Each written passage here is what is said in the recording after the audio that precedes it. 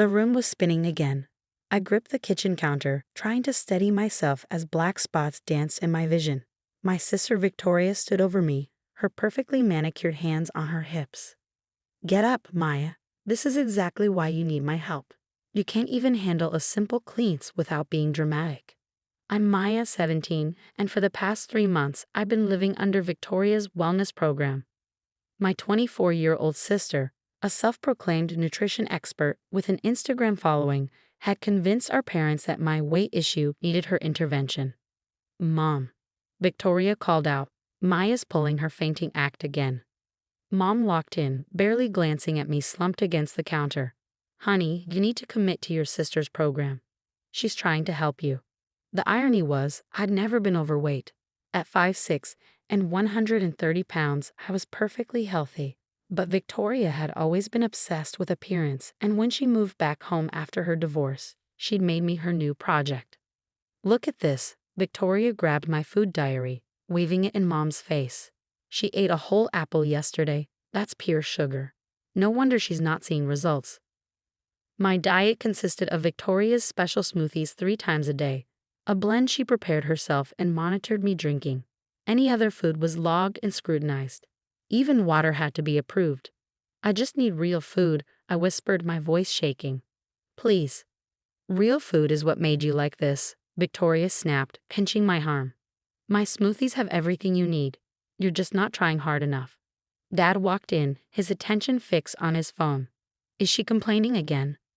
As usual, Victoria sighed dramatically. Maybe we should cancel her school trip next month. She clearly isn't committed enough to earn it. That school trip, a week-long science program I'd earned a scholarship for, was my only hope of escape. I forced myself to stand, despite the dizziness. I'll do better, I promised, the words tasting bitter in my mouth. Victoria smiled her Instagram-perfect smile. Good. Now, time for your afternoon cleanse. The greenish-brown liquid she handed me smelled strange, different from usual.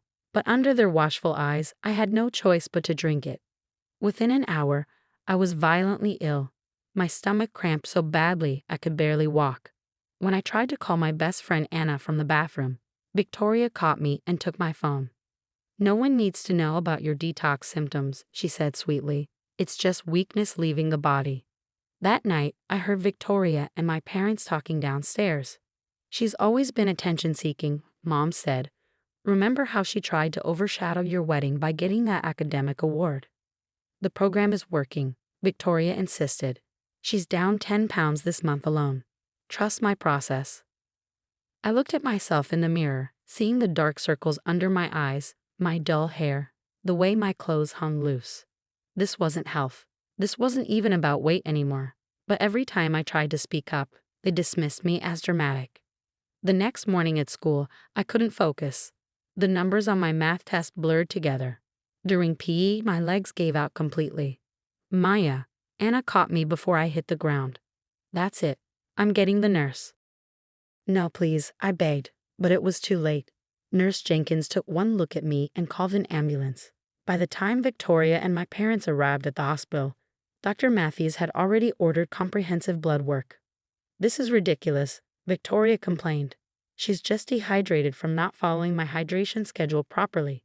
Dr. Matthews, a sharp-eyed woman in her 50s, ignored her. Maya's blood work shows severe malnutrition, electrolyte imbalances, and she paused, looking directly at Victoria. Traces of substances that shouldn't be in her system. The room went quiet. What substances? Dad finally asked. Ipecac, laxatives, and concerning levels of various supplements, Dr. Matthews replied coldly, all of which could have caused organ failure if untreated. Victoria's perfect mask cracked slightly. Those are natural cleanses. I use them in all my wellness programs. Your unlicensed, dangerous programs? Dr. Matthews asked. The ones you sell to your social media followers? My parents started to defend Victoria, their usual response, but Dr. Matthews held up her hand. I've contacted the appropriate authorities. Maya will be admitted for treatment and observation. And Victoria? She turned to my sister, whose face had lost all color. I suggest you contact a lawyer. As they hooked me up to IVs and monitoring equipment, I caught a glimpse of Anna in the hallway, talking to what looked like police officers. She'd been trying to warn me for months that something was wrong. I should have listened sooner. Dr. Matthews sat beside my bed after my family was escorted out. Your friend Anna showed us your journal, the one you kept hidden under your mattress. You documented everything, didn't you? I nodded weakly. That was very smart, she said gently. Now let's talk about getting you real help. As night fell over the hospital, I lay in a quiet room, watching actual nutrients flow into my veins. For the first time in months, no one was counting my calories or monitoring my water intake.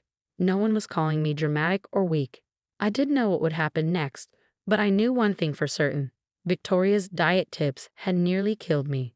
And finally, someone was going to do something about it. The question was, how much damage had she already done to others? The hospital room became my safe haven for the next week. Under Dr. Matthews' care, my body slowly began to recover. Each day brought new revelations about the extent of Victoria's wellness program.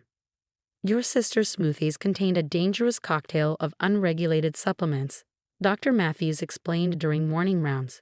Combined with severe caloric restriction and dehydration, it's a miracle you didn't suffer organ failure. Detective Laura Chen, who specialized in medical abuse cases, visited daily. She scrolled through Victoria's Instagram account, documenting every success story.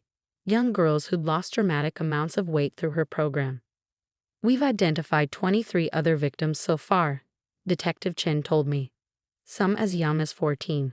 Your detailed journal and blood work results gave us the evidence we needed to build a case. My parents weren't allowed to visit without supervision. During their first monitored visit, they oscillated between anger and denial. We thought she was helping you, Mom insisted, tears streaming down her face. Her program has thousands of followers. That doesn't make it right, my new therapist, Dr. Ross, interjected. Maya nearly died from malnutrition and poisoning. Dad stared at the floor. The warning signs were there, weren't they? We just didn't want to see them. The truth was harder for them to swallow than any of Victoria's smoothies had been for me. Their golden child, their successful influencer daughter, was facing criminal charges for endangering multiple minors. Anna visited every day after school, bringing my assignments and real friendship, something I'd been starved for as much as food. She sat with me during meals, helping me rebuild a healthy relationship with eating. Remember in 7th grade, she said one afternoon, when Victoria convinced your parents you were too fat to be in my ballet recital photos. I nodded, pushing my hospital lunch around. She said I'd ruin the aesthetics. You were the best dancer in our class, Anna replied firmly. She couldn't stand that you were better at something than she was. The investigation revealed a pattern stretching back years. Victoria had been experimenting with dangerous diet techniques long before her social media fame, using me as her first test subject. One afternoon, Detective Chen brought in Victoria's laptop. We found files dating back to when you were 12, she said gently. She documented everything. How much she restricted your food, what supplements she slipped into your meals, even your failure to maintain the weight loss. I remembered those years, constantly feeling sick, being pulled from sports teams, losing roles in school plays. Victoria had convinced everyone it was because I was too heavy, when in reality, I was being systematically weakened. The real shock came when they found her private message records. Victoria had been selling her special smoothie formula to followers, charging hundreds of dollars for a program she knew was dangerous. Your sister's facing multiple charges, Detective Chen explained. Medical endangerment, practicing without a license, distributing dangerous substances to minors. Her followers' medical records show patterns similar to yours. My parents, faced with mounting evidence, finally broke down during a therapy session. We gave her complete control, Mom sobbed. We trusted her because she was successful, because people admired her. We failed you, Maya. Dr. Matthews started me on a careful refeeding program. Each successful meal felt like a victory. My hair began to shine again, my mind cleared, and my strength slowly returned. 2 weeks after my collapse, I was strong enough to give my official statement. Victoria had been arrested, her social media empire crumbling as victims came forward. She was so convinced she was helping people, I told Detective Chen. She really believed that nearly killing us was making us better. The hardest part was seeing the other victims, girls who trusted my sister's perfect Instagram presence, who believed her promises of transformation. Some had suffered permanent damage to their organs. Others like me were lucky enough to be found in time. As I prepared to leave the hospital, Dr. Matthews sat down for a final chat. Your recovery isn't just physical, she said. It's going to take time to heal from the psychological abuse. But you've already shown incredible strength. I was going to live with my Aunt Patricia while my parents completed their mandatory counseling and parenting classes. They'd lost custody temporarily, a wake-up call they desperately needed. The day I left the hospital, Anna helped me pack. She'd saved something special. Photos from that 7th grade ballet recital that Victoria had tried to exclude me from. Look how strong you were, Anna said, showing me a picture of myself in mid-leap. That strength is still there. She didn't destroy it. As we drove to Aunt Patricia's house, I thought about Victoria sitting in jail, her perfectly curated life shattered by the truth. I felt sorry for her, in a way. Her obsession with perfection had destroyed not only her life, but nearly ended mine and hurt countless others. My phone buzzed with a message from Detective Chin. Another victim came forward. You helped save her life by speaking up. Looking out the window, I realized that real strength isn't found in restrictive diets or social media approval. It's found in surviving, in speaking truth, in helping others escape the cage you've broken free from. And for the first time in years, I was hungry for life. 6 months later, I sat in a courtroom, watching Victoria stand before the judge. Gone were her perfectly styled hair and carefully curated outfits. She looked smaller somehow, less like the towering figure who had controlled my life and more like a broken person who had lost her way. The evidence against her was overwhelming. 37 victims had come forward, their stories eerily similar to mine. Laptops full of detailed protocols showed how she'd systematically increased dangerous substances in her wellness formulas, documenting our declining health as progress. Your Honor, the prosecutor stated, Ms. Hunter didn't just endanger these young women's lives, she monetized their suffering.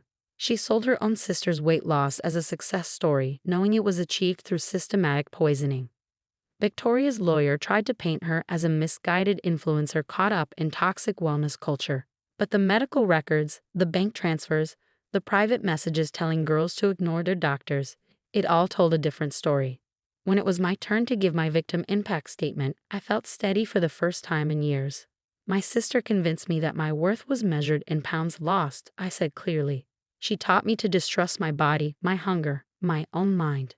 But worse than what she did to me was watching her spread this poison to others, selling self-destruction as self-improvement. Victoria cried during my statement, but I couldn't tell if she was crying for me or for herself.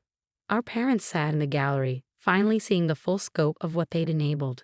The judge's sentence was decisive. 8 years in prison, permanent revocation of her social media accounts, and a lifetime ban on providing any form of health or nutrition advice. She would also have to pay for the medical treatment of all her victims. Your actions show a calculated pattern of abuse masked as care, the judge declared. You exploited vulnerable young women's insecurities for profit, knowing the damage you were causing.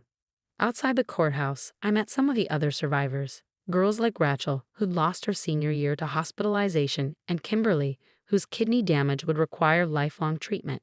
We formed a support group, turning Victoria's network of harm into a circle of healing. My own healing continued at Aunt Patricia's house. She'd helped me rediscover normal eating patterns, never commenting on portions or counting calories. Under her care, I'd returned to dance classes, my body growing stronger each week. My parents were working hard in therapy, learning to recognize the signs of abuse they'd missed. They attended support groups for parents of eating disorder survivors, finally understanding how their passive acceptance had enabled Victoria's control. We should have protected you, Mom said during a family therapy session. Instead, we handed you over to someone who hurt you systematically, all because we valued her success more than your health. Dad, who once spent family dinners staring at his phone while Victoria policed my food, now cooked weekly meals for us. I'm learning, he'd say, serving normal portions without commentary. We all are. Anna stood by me through everything, including my testimony at Victoria's trial. She helped me start a blog, not about diets or wellness, but about recovery, about finding strength in nourishment rather than restriction. One post about my experience went viral, but this time for the right reasons. My sister's wellness was warfare, became a rallying cry for others fighting toxic diet culture. Journalists contacted me to expose similar predatory programs hiding behind social media facades. Dr. Matthews invited me to speak to medical students about recognizing signs of medical abuse and eating disorders. Your story helps future doctors understand how abuse can wear a wellness mask, she explained. The week before college started, I've been accepted to study biochemistry, wanting to understand both the science of nutrition and the dangers of supplementation. I received a letter from Victoria. I still believe I was trying to help, she wrote. But I see now how sick I was, how I turned my own issues into a weapon. I'm getting help here, real help, not Instagram help. I shared the letter with my therapist, who helped me process my complicated feelings. You can acknowledge her pain without excusing her actions, she reminded me.